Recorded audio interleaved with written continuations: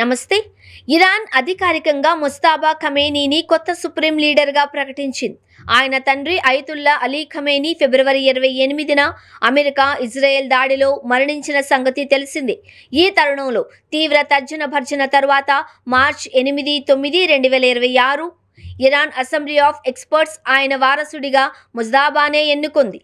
Iran చరిత్రలో అరుదైన ఘట్టం చోటు చేసుకుంది. ఆ దేశ అత్యున్నత మతపరమైన మండలి తమ కొత్త నాయకుడిగా ఖమేనీ తనయుడు సయ్యద్ ముజ్తబాను అలీ ఖమేనీ రెండవ కుమారుడు ఎన్నుకుంది. 1979 ఇస్లామిక్ విప్లవం తరువాత మొదటిసారి సుప్రీం లీడర్ పదవి తండ్రి నుండి కుమారుడికి వారసత్వంగా వెళ్లడం ఇక్కడ ప్రముఖంగా చెప్పుకోదగ్గ విషయం. అయితే ఇరాన్లో సాధారణంగా సుప్రీం లీడర్ను మతపరమైన మండలి ఎన్నుకుంటుంది.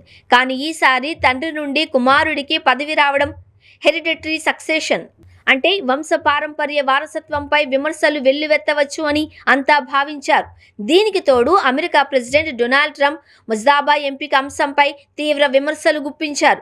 ఇరాన్లో వారసత్వ ఎంపిక ఏ రకంగానూ చెల్లదు అని, ముజ్తబా ఒక మూర్ఖుడు అని, ఆ పదవికి అనర్హుడు అని, ఇరాన్ కొత్త నాయకుడిని ఆ దేశ భవిష్యత్తును దృష్టిలో ఉంచుకుని జరపాలి అని, ఆ ఎంపికలో తమ దేశ ప్రమేయం ఉంటుంది అని ప్రకటించారు. వాషింగ్టన్ ఆమోదం లేకుండా ఇరాన్ గద్దెపై ఎవరు కూర్చున్నా వారు ఎక్కువ కాలం నిలబడలేరు అని ఆయన హెచ్చరించారు. కాగా ట్రంప్ వ్యాఖ్యలను ఇరాన్ చాలా తేలిగ్గా తీసుకుంది. ప్రాంతీయ యుద్ధ పరిస్థితుల్లో ముజ్తబా ఎంపికే సరైంది అని భావించింది. అయితే ఆ ప్రకటన తరువాత ఇరాన్ అంతటా అనూహ్య పరిస్థితులు కనిపించాయి. వ్యతిరేకతకు బదులు ఇరాన్ ప్రజలు వీధుల్లోకొచ్చి ఆనందం వ్యక్తం చేశారు. ఇస్లామిక్ రివల్యూషనరీ గార్డ్ కార్ప్స్ సైనిక ప్రధాన సిబ్బంది ముజ్తబాకు మద్దతు ప్రకటించారు. ఇది అగ్రరాజ్యం ఇజ్రాయెల్ ఏమాత్రం ఊహించి ఉండకపోవచ్చు.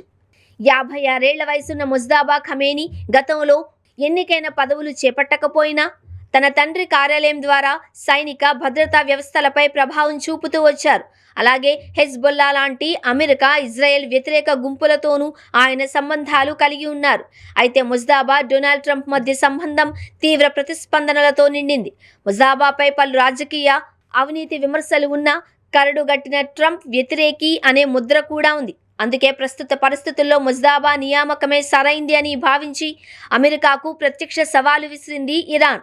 మొత్తంగా ముజ్తబా నియామకంతో ఇరాన్ మతపరమైన నాయకత్వం సమరాన్ని ఎంచుకుంది, రాజీని కాదు అని విశ్లేషకులు చెబుతున్నారు. ఇప్పటికే ట్రంప్ ముజ్తబాను అంగీకరించలేని నాయకుడు అని చెబుతున్నారు. కాబట్టి తాజా నిర్ణయం ఆయనకు మరింత మంట పుట్టించి తీవ్ర నిర్ణయం దిశగా అడుగులు వేయించే అవకాశం లేకపోలేదు.